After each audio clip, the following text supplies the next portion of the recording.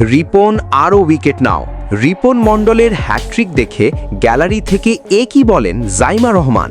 দর্শক, বাংলাদেশ বনাম New Zealand T20 সিরিজের দ্বিতীয় ম্যাচে দেখা গেল রোমাঞ্চকর এক শুরু।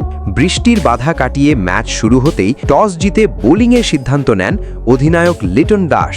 নতুন বলে আক্রমণে এসে দারুণ শুরু করেন শরীফুল। তবে আসল বিস্ময়টা আসে দ্বিতীয় ওভারে।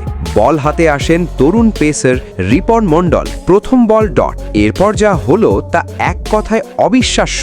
টানা 3 বলে 3 উইকেট, হ্যাট্রিক করে ম্যাচে ঝড় তোলেন রিপন। মুহূর্তেই চাপে পড়ে যায় নিউজিল্যান্ড ব্যাটিং লাইন আপ। রিপনের এই দুর্দান্ত বোলিংয়ে গ্যালারিতে শুরু হয় উল্লাস।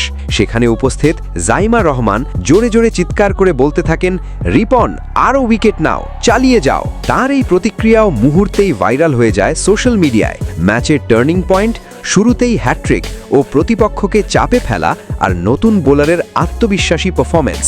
এই পারফরম্যান্স প্রমাণ করে দিল বাংলাদেশের নতুন পেসাররাও বড় মঞ্চে ম্যাচ ঘুরিয়ে দেবার ক্ষমতা রাখে।